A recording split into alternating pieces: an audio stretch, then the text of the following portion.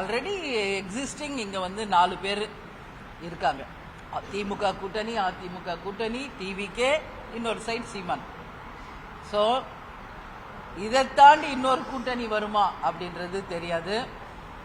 நிச்சயமாக எங்க கழக நிர்வாகிகள், தொண்டர்கள் யாருடன் நம்ம கூட்டணி அமைக்க வேண்டும் என்பதை தெளிவாக சிந்திச்சு அவங்களுடைய ஒப்பீனியன் போல் இங்க கொடுத்துட்டாங்க ஆல்ரெடி. ஸோ அதை நாங்கள் இன்னைக்கு பிரித்து பார்ப்பேன். அதில் என்ன கருத்துகள் இருக்கிறதோ அதை மாநாட்டில் நான் அறிவிப்பேன்.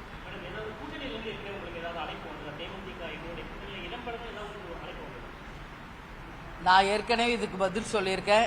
தமிழ்நாட்டில் இருக்கும் அனைத்து கட்சிகளும் தேசிய முற்போக்கு திராவிட கழகத்திற்கு தோழமை கட்சிகள் தான். கேப்டனுடைய குரு பூஜைக்கு கூட நீங்க பாத்தீங்க, எல்லா கட்சி சார்பாக வந்து பங்கேற்றிருக்காங்க. அந்த வகையில் அனைவரும் தேமுதிகவுடன் கூட்டணி வைக்க விரும்புகிறார்கள், வரவேற்கிறார்கள்.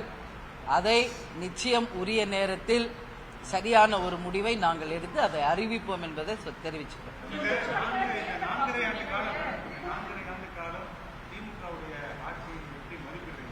இல்லை, இது ஏற்கனவே நான் நிறைய இடத்துல சொல்லியிருக்கேனே. அவங்க கொடுத்த வாக்குறுதிகளில 50% நிறைவேற்றிருக்காங்க, இன்னும் 50% பேலன்ஸ் இருக்கு என்பதை பல பிரஸ் மீட்ல நான் சொல்லியிருக்கேன். சட்டம் ஒழுங்கு கேள்விக்குறியாக இருக்கு. எல்லா இடத்திலும் நம்ம சமீபமா பார்க்கிறோம், எல்லா இடங்களிலுமே கஞ்சா போதை விற்பனைகள், டாஸ்மாக் கள்ளச்சாராயம், சட்டம் ஒழுங்கு பிரச்சனைகள் எல்லாமே இருக்கு. இல்லைன்னு யாரும் மறுக்க முடியாது.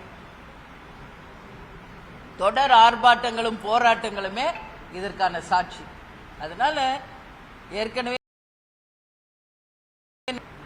நடந்தது 50%, இன்னும் நடக்க வேண்டியது 50%. அவங்க திமுக அப்படி சொல்றாங்க. ஆனா உண்மையில் சொல்ல வேண்டியது யார்? மக்கள்.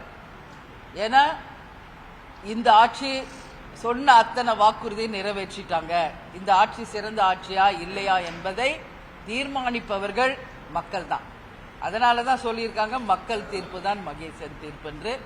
எனவே சொல்ல வேண்டியது மக்கள் தான், ஒழிய ஆளுங்கட்சி கிடையாது. இப்ப வந்து மாநாடு முடிந்த பிறகு பொங்கல் யாரும் எல்லாம் பிஸியா இருப்பாங்க. தை பிறந்தால் வழி பிறக்கும். தை மாசம்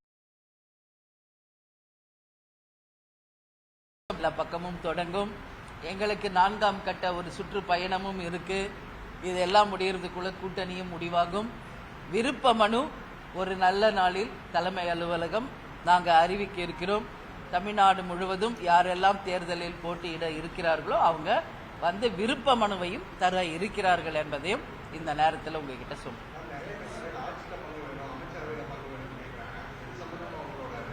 நான் தான் அது அதிகமாக சொல்லியிருக்கேன்.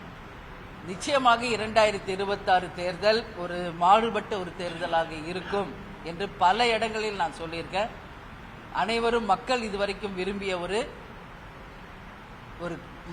அணி நிச்சயம் வெற்றி பெறும். அது வந்து எல்லாருக்குமே வந்து இந்த முறை மந்திரி சபையிலும் அங்கம் வகிக்க நிறைய வாய்ப்பு இருக்கு. அதாவது ஆட்சியில் பங்கு என்ற குரல் ஓங்கி ஒலிக்கிறது. அதுக்கு சாத்தியமும் நிறைய இருக்கிறது என்பதுதான் எங்க கருத்து.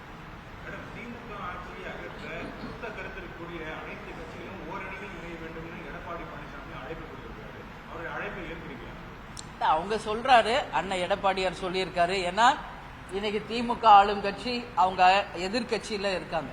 எதிர்கட்சியில இருப்பவர்கள் எப்பவுமே அப்படிதான் சொல்லுவாங்க. எனவே அவருடைய கருத்து அது, அண்ணன் எடப்பாடியாருடைய கருத்து.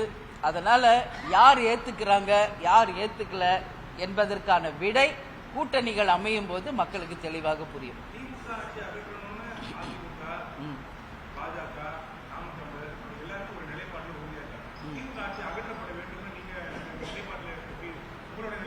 இல்ல, எப்பவுமே யார் ஆளுங்கட்சியோ அவங்களுக்கு தான் எல்லாரும் எதிர்ப்பு தெரிவிப்பாங்க. ஏன்னா 5 வருஷம் அவங்க தான் ஆட்சி செய்திருக்காங்க. அதனால யூஸ்வலா இங்க தமிழ்நாடு ஒரு ஹிஸ்டரி இருக்கு. 5 வருஷம் காட்சிகள் மாறுறது. ஆனா ஒரு 10 இயர்ஸ் மட்டும்தான் அதிமுக தொடர்ந்து ஆட்சி பண்ணியிருக்கு. ஸோ நம்மளோட தமிழ்நாடு ஹிஸ்டரி பார்த்தோம்னா 5 வருஷம் மாறி மாறி தான் ஆட்சி வந்திருக்கு. அந்த வகையில் ஆட்சி மாற்றம் வேண்டும் என்று எதிர்கட்சிகள் சொல்றாங்க. ஆளும் தரப்பு எங்களுடைய ஆட்சி தான் தொடரும் என்று சொல்றாங்க. அதனால பொறுத்திருப்போம். நிச்சயம் இங்க நிறைய மாற்றங்கள் வரப்போகுது. ஏன்னா இந்த நிமிடம் வரை எந்த கட்சியும் இதுதான் எங்களுடைய ஃபைனல் கூட்டணி, இவங்க தான் எங்க கூட்டணியில இருக்காங்கன்னு இதுவரைக்கும் அறிவிக்கல. இன்னும் நிறைய மாற்றங்கள் எல்லாம்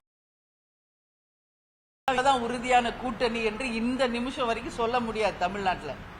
ஏன்னா கூட்டணியில் இருக்கிறவங்க வெளியேறலாம், புதியவர்கள் இணையலாம் என்ற கருத்து இருக்கிறது. நிச்சயம் தை பிறந்தால் வழி பிறக்கும். ஆனால் வருகின்ற தேர்தல் தமிழ்நாட்டுக்கும் தமிழக மக்களுக்கும் நல்லது நடக்கும் ஒரு தேர்தலாக நிச்சயம் இருக்கும் என்பது என்னுடைய கருத்து.